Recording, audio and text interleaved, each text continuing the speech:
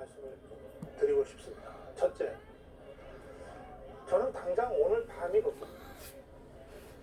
오늘 밤이거든요. 지금 저희가 계속 보고 있잖아요. 저 작은 화면. 예, 예. 저게 청와대 앞안. 예, 지금 아까 계속 보여주셨던 네, 그 장면입니다. 청와대 앞입니다. 네. 저분들 그냥 일어서서 가지 않습니다. 이미 어두워졌어요. 어떡할 겁니까?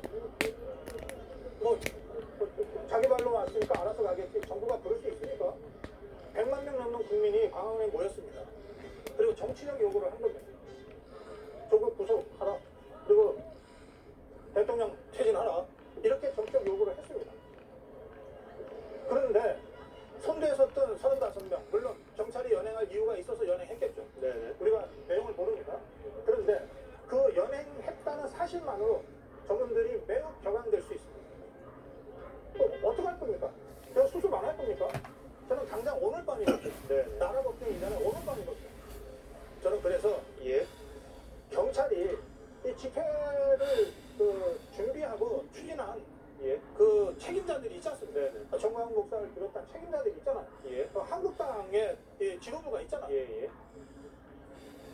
협의해야 된다고 생각합니다. 네네, 알겠습니다. 전 집회에 참가한 분들이 누구 얘기를 듣겠습니까? 지금 경찰 얘기를 듣겠습니까? 예. 그래서 저는 뭐 제가 경찰권에 대해서 뭐라고 얘기할 주제는 아닙니다만 예, 예. 35명의 연행된 분들이 네. 무슨 정말 현행범이고 심각한 범죄 행위를 저지른 것이 아니라면 예. 그렇다면 빨리 풀어줘야 되는 거죠. 알겠습니다. 우선 저 시위대의 격앙된 감정을 네네. 불을 붙는 이런 식의 조치들은 예. 백해무익합니다. 네. 그리고 지도부가 있습니다. 1460여 개의 이 보수단체들이 모두 모여서 투쟁본부를 결성해서 오늘 집회를 한 겁니다. 네네. 그 지도부와 적어도 경찰 책임자가 예. 이게 서울경찰청장이 될지 경찰청장이 될지 모르겠는데요. 경찰의 책임자가 이 지금의 사태 좀 굉장히 심각한 거 아닙니까? 네네. 저 사태를 평화적으로 그리고 슬기롭게 예. 풀기 위해서 머리를 맞대야 됩니다. 알겠습니다. 그런 거 하나도 없이 뭐 제발로 모였으니까 알아서 돌아가겠지. 지금 이것은 국가가 아닙니다. 네. 이것은 나라가 아니에요. 알겠습니다. 저는 그것을 촉구합니다. 예, 고 박사님 말씀하시는 과정에 이제 집회 참석하신 분들에 대한 숫자가 이제 계속 말씀하시는데 이제 좀 개인적인 제가 볼 때 걸로 추정했기 때문에 제가 그 말씀 그렇게 보도록 하고요. 이 정확한 숫자라는 건 정말 아무도 말할 수 없는 그런 부분입니다. 여하튼 서초동과 광화문 집회를 비교는 할 수 있습니다. 비교를 할 수 있지만 그 인원이 도대체 얼마냐 이 부분에 대해서 저희들이 내일 정확하게 한번 보고 분석을 다시 해드리도록 하고 오늘 숫자에 대해서는 주최 측 추산이라는 말도 좀 하지 않는 게 좋을 것 같습니다. 하여튼 많은 분들이 엄청난 분들이 광화문 광장에 나왔다 이 정도로만 이야기하는 게 적절치 않겠나 싶습니다. 지금 보시는 장면은 오늘 집회가 왼쪽이고요. 탄핵 촛불 집회가 오른쪽에 있었습니다. 뭐 그냥 그림상으로 보시면은 비슷하지 않나 이런 느낌도 드실 겁니다. 촛불 집회, 탄핵 촛불 집회 때 최대 인원이 뭐 190만이었다 이런 이야기까지 있었습니다 그 당시. 근데 그 당시에도 이게 정말 숫자를 어떻게 해야 세야 되느냐 뭐 이런저런 논란들이 굉장히 많았던 부분인데요. 그날 집회 오늘 한번 보시면 눈으로는 아마 어떻다 이 판단이 있으실 거라고 생각이 듭니다. 아까 잠깐 말씀드렸습니다만 문재인 대통령이 대통령에게 퇴진을 요구한다면 당시 대선 후보였습니다. 어떻게 하겠느냐. 지금 이렇게 이야기했습니다.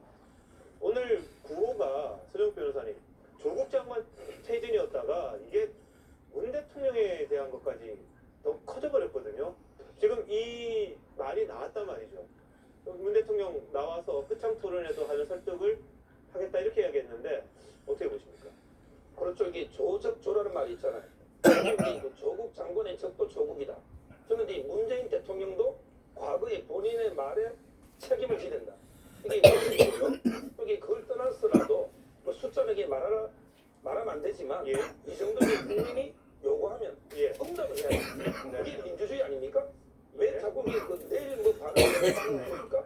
저는 이게 지금 즉시 조국 장관이 사퇴해야 된다. 이 말씀을 이렇게 꼭 드리는 거고요.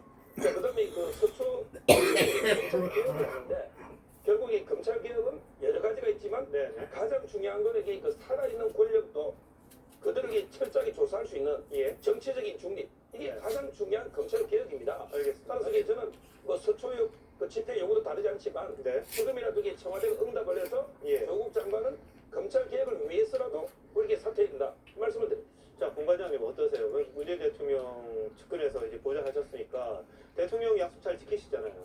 한번 근데 이제 말씀해 오늘 주실까요? 예. 광화문에 모인 많은 그 국민들의 본질이 네. 대통령 하야를 촉구했다라는 저는 생각하지 않습니다. 네, 네. 그건 오히려 오늘 모이신 분들의 어떤 수수성을 훼손할 수 있는 조금 오바된 주장이라고 보여지고요. 실제로 대통령의 하야 헌정 중단을 저 많은 국민들이 외쳤다 생각하지 않기 때문에 그것은 그걸 전제로 해서 대통령이 어떤 답을 내놔야라고 토론하는 것은 오히려 저는 오늘 광화문에 모이신 분들에게 피해가 되는 주의 주장일 수 있다고 생각합니다. 네네. 아무래도 이 집회는 어찌되었건 지지층에게 호소하고 또 국민적 공감대를 얻어가는 게 중요한데요. 예. 김배식 교수님께서 말씀하셨듯이 트레이드오프 되지 않는 게 대단히 중요한 것 같습니다. 그러니까 예전에 그 2016년 촛불 집회 당시에도 사실 국정농단에 대한 반대 의견으로 얘기했지 어떤 뭐 전 국회의원에 대한 석방이라든지 뭐 전 어떤 시위 참여자에 대한 석방으로 이슈가 번지는 것에 대해서 대단히 경계했었거든요. 예. 또한 어떤 둔기라든지 집기를 사용한 시위에 대해서도 당연히 뭐 불합리하냐 이러면서 시민들이 자체 정화하는 역할들을 하셨기 네, 때문에 이런 폭력 시위를 정말 자제하고 이런 부분들이 대단히 중요하고요. 앞으로의 시위 모습 또한 좀 평화적으로 이루어졌으면 좋겠습니다. 예, 예. 그 앞으로도 집회가 계속 될 건데요. 네네.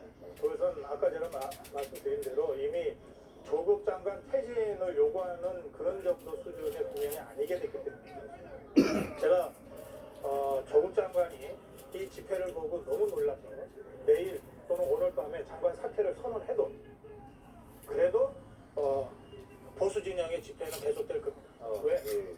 요구의 핵심이 조국 장관 퇴진이 아니고 조국 구속입니다. 오늘 현장에 갔으면 다 들으셨을 거예요. 이렇게 집회라고 하는 게 누가 앞에서 한마디 하면 뒤에서 응답하잖아요. 예, 예. 이 응답은 국민들이 그 집회 참가한 사람들이 자연스럽게 하는 겁니다. 예. 앞에서 선창을 조국 하면 응답을 어떻게 했냐면 구속이라고 했어요. 예. 이렇게 하고 선창하면 퇴진이라고 했어요. 그러니까 지금 조국 장관이 무슨 퇴진하는 걸로 사표내는 걸로 이게 수습될 국면이 아니다. 제가 이 점을 계속해서 말씀드리고 네네. 상황이 그 정도로 엄중하다고 하는 것을 집권 세력이 인식하지 못하면 네. 대책이 나와도 미봉책이 나올 것이기 때문에 제가 계속해서 경고를 하는 겁니다. 그 성격이 그렇다. 지금 문재인 대통령이 문제가 된 상황이다. 예, 이런 것이고요. 알겠습니다. 조금 전에 앵커께서 말씀하실 때 자막이 있었습니다만 문 대통령이 스스로 문재인 퇴진 요구가 나올 때 내가 출장 토론하겠다. 국민 앞에 서서 그렇게 얘기했잖아요. 그러면 오늘 바로 수많은 국민들이 바로 청와대 앞에 가서 청와대 앞에 간 것이 뭡니까? 문재인 대통령한테 할 말이 있어서 간 겁니다. 문재인 대통령한테 퇴진하라고 요구하러 간 겁니다. 그렇다면 문재인 대통령이 직접 나와서 끝장 토론을 하는 것은 여러 가지 이유 때문에 힘들다 합니다. 최소한 국민의 뜻을 무겁게 듣겠다라는 정도의 대통령의 진심이 담긴 청와대 대변인의 공식 입장이라도 나와야 됩니다. 예. 그것도 안 하고 어떻게 대통령이라고 할 수 있어요? 알겠습니다. 자, 이 국정농단이라는 엄중한 사태에 맞서서 이 촛불 집회를 했던 게 3년도 채 되지 않은 그런 상황입니다. 근데 광화문에 또 저렇게 많은 인원들이 모여서 또 다른 요구를 하는 그런 상황이 됐다는 게 참 안타깝게 느껴지고요. 이게 과연 이럴 만한 일인가 싶을 정도로 이 조국 장관에 대한 기대랄까요? 이 지금 여권이 갖고 있는 기대, 그리고 그 반대쪽에서 갖고 있는 어마어마한 비판, 이 부분을 도대체 이 거리에서 소화하는 이런 부분에 대해서는 많은 분들이 걱정하시는 게 있을 듯합니다. 그런데 오늘 말씀하셨습니다만 6시에는 대학로에서 이 대학생들의 연합 집회가 있습니다. 오늘 서울대생들은 광화문 집회에 합류를 했습니다. 이 연합 집회 측과는 뭐 집행부와 이견이 있었다고 합니다. 그것처럼 예전과는 좀 다른 모습들, 뭐 우리 패널들도 말씀해 주셨습니다만 이 젊은 세대들이 굉장한 분노를 가지는 이런 사태가 돼버린 겁니다. 지난 8월에 조국 사태가 처음 시작했을 때 이 자유한국당 집회에 한 청년이 나와서 한 이야기가 있었습니다. 그거 한번 들어보시죠. 저는 조국 같은 아버지가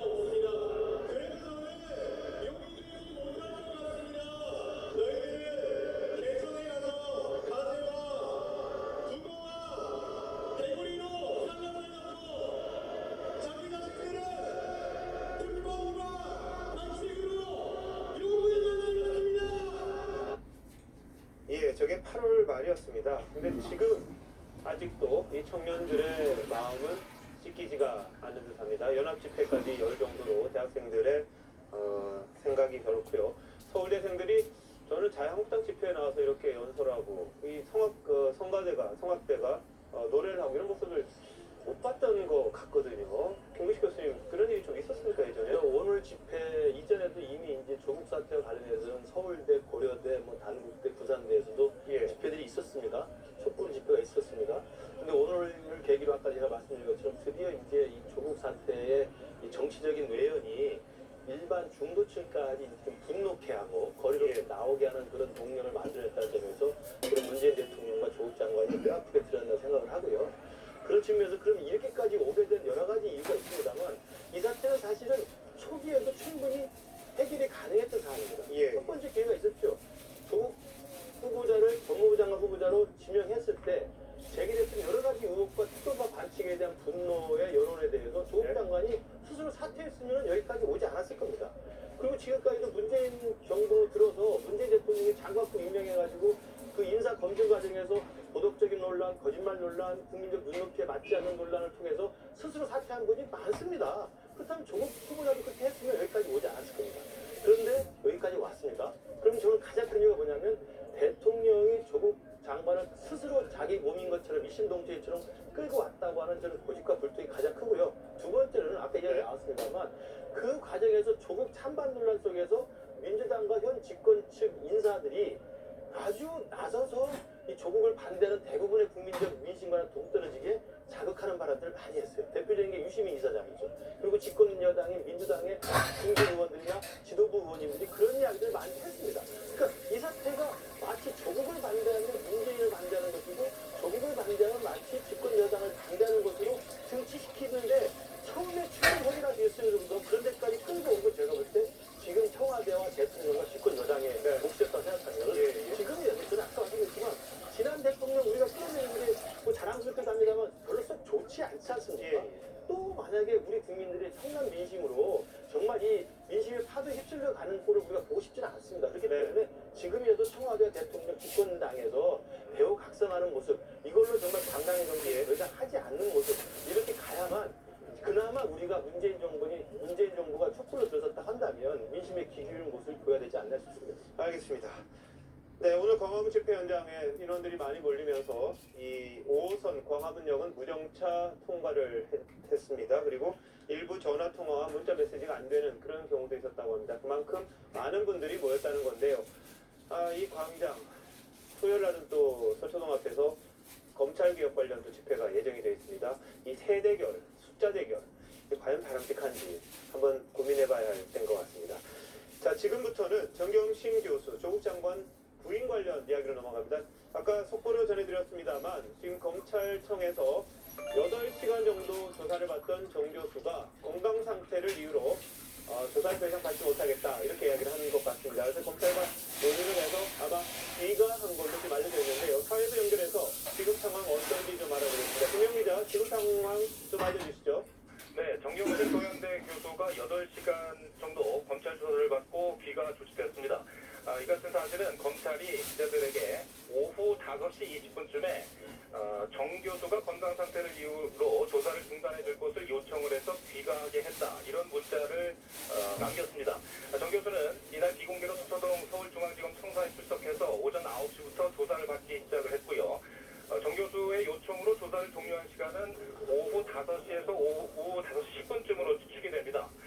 정 교수의 소환은 지난 8월 27일 대대적인 압수수색으로 조 장관 가족에 대한 검찰의 강제 수사가 시작된 이후에 37일 만입니다.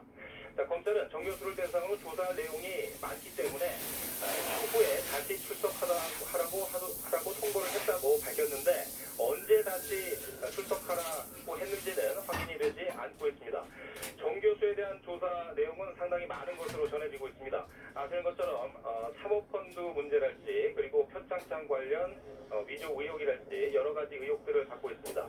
자, 이날 정 교수의 검찰 출석 장면은 언론에 전혀 노출이 되지 않았습니다. 자, 검찰은 당초에 정 교수를 서울중앙지검 청사 1층으로 출입하게 해서 사실상 공개 소환하겠다고 방침을 정했습니다만 그러나 정 교수의 건강 상태 등을 고려해서 비공개 소환으로 방침을 바꾸면서 정 교수는 이날 오늘 지하 주차장 통해 조사실로 올라갔습니다. 네, 지금까지 사회부에서 김영우입니다. 근데 지금 들으신 것처럼 수사 착수 37일 만에 정경심 교수를 소환을 했습니다. 그런데 8시